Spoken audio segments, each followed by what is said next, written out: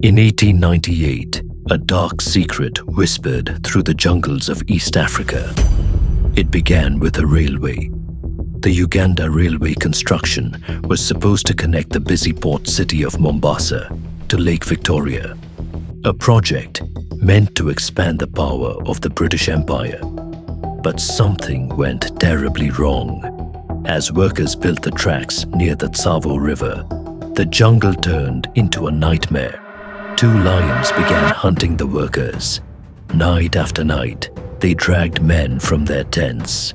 Panic spread through the camps.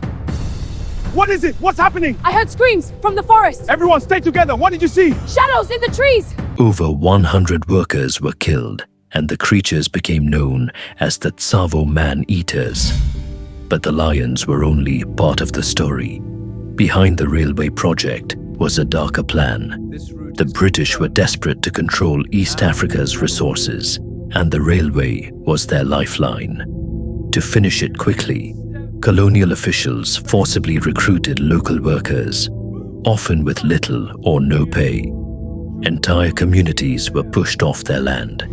Local tribes began to resist. Some workers quietly sabotaged the railway, misplacing rails, abandoning posts, or secretly organizing against colonial rule. The night brings its own challenges. Yes, but we are prepared. We must be. Meanwhile, colonial officers proposed a dangerous strategy: divide the tribes against each other to weaken resistance.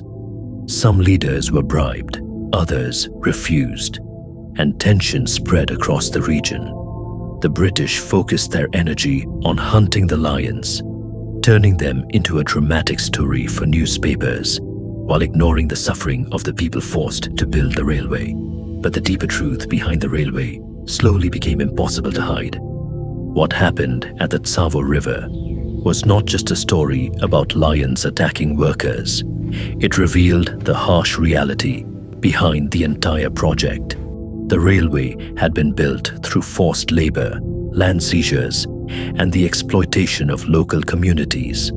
Over time, the story of the Tsavo lions became more than just a tale of dangerous animals. They became a symbol of something darker: the human cost behind the expansion of empire.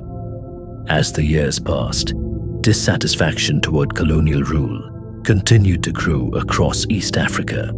By the late 1940s, independence movements were rising across the continent, challenging European control. The Uganda Railway, once celebrated as a triumph of engineering, now stood as something very different: a symbol of exploitation, a symbol of resistance, and a reminder that beneath the steel tracks of empire were the stories of the people who endured it, and those who dared to challenge it.